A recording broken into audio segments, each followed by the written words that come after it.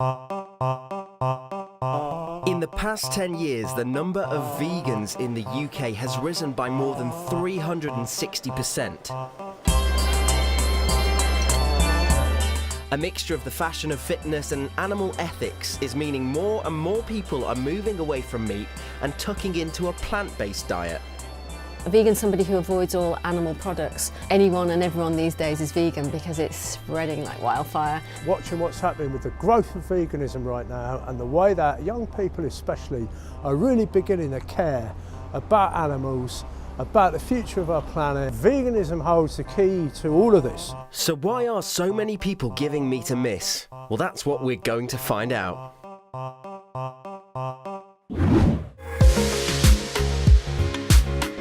In 2016, more than 500,000 Brits identified as vegan, and that means the meat-free market is big business. Between 2012 and 2016, the amount of vegan products on the market increased by about 185%. I've come to a vegan food fair with many of those products on offer, but I'm not here to eat. I want to find out firsthand why people live a life free from animal products.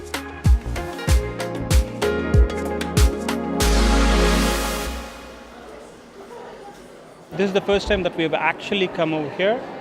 She's just started, not just actually, she's become a vegan since a year now.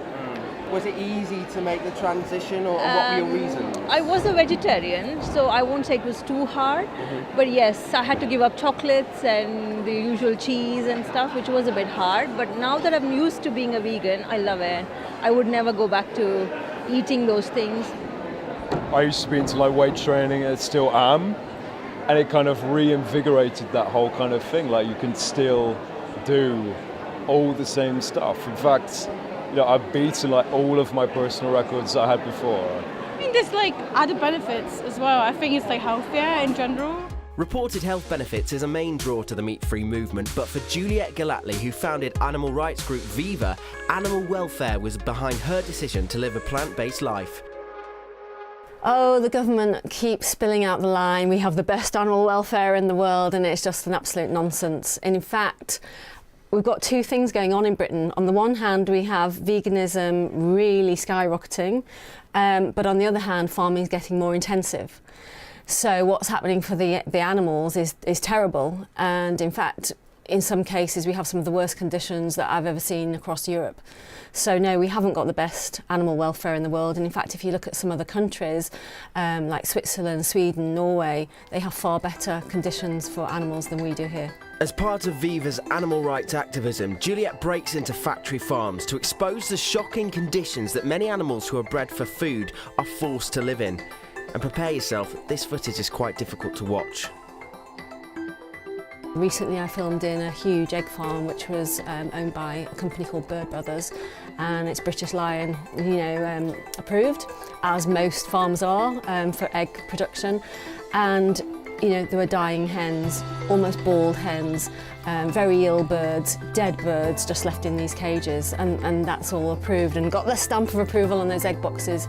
So it's not just the government, it's the industry itself, but they work in cahoots to basically hoodwink the British buying public. And there's a scheme called Red Tractor, and Viva filmed in a farm where piglets were literally kept in cages, like the battery hens used to be kept, in just a row of cages. These little faces, tiny piglets, peeking out with absolutely nothing whatsoever to do. Almost anybody seeing those caged piglets would be shocked. You're going to have to take responsibility for your own buying patterns, and when you walk in that supermarket, you make a choice whether to be cruel to that animal or not. You're buying, it's your wallet that either supports that or it doesn't. And the best way to pull away from cruelty to animals is to go vegan. And animal activism doesn't end there. In a bit, we'll be heading to the front line. Can you convince someone to change the habit of a lifetime after stopping them in the street? Stay tuned to find out.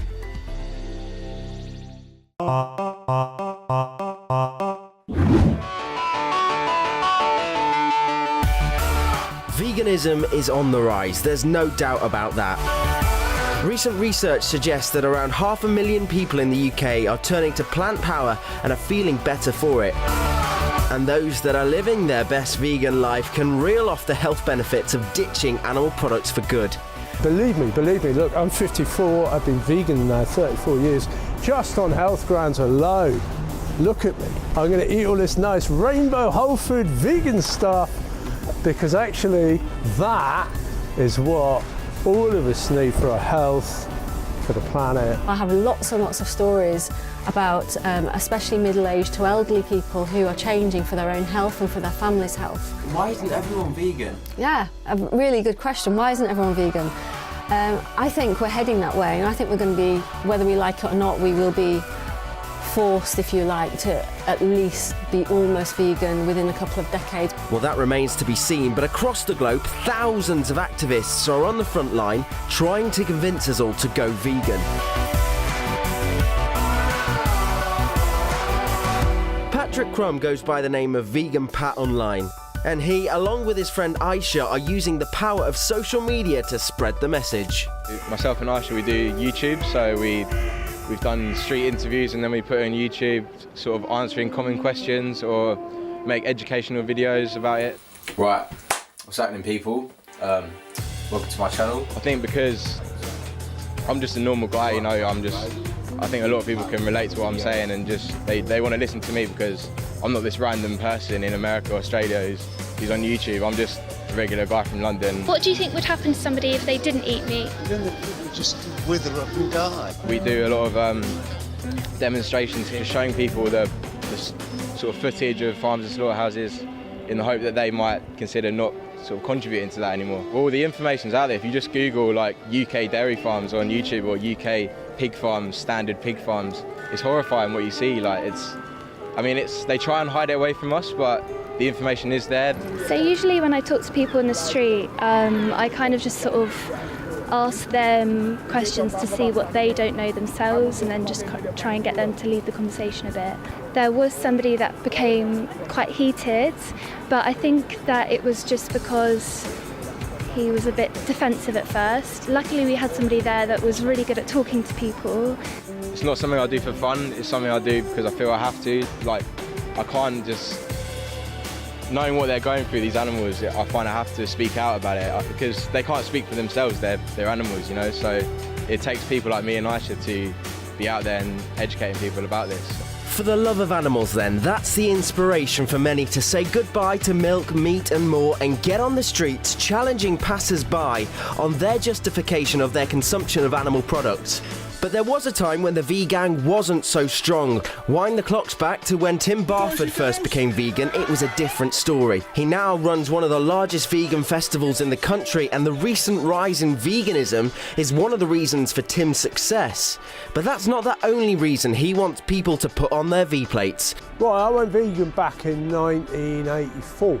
And originally the vegan thing was for me to do with the way that the Western world was using developing countries. That was in 1984 at the time of Live Aid, which was the first time really our generation became aware of what it must look like to be starving to death. And that was my reaction, was to go vegan. I wanted to buy out of that trade. We got veganism growing everywhere. We've got over 500,000 people vegan and growing by the day in the UK right now. So I would say if you're lucky enough to live in a massively privileged position in the UK like we are here, then yeah, there's a real chance. And that's why if you're in a position to do something about it, the best thing you can do right now is to go vegan. Next time, it's Battle of the Burgers. What impact does fast food have on the environment? And can a vegan alternative compete? We're going to find out.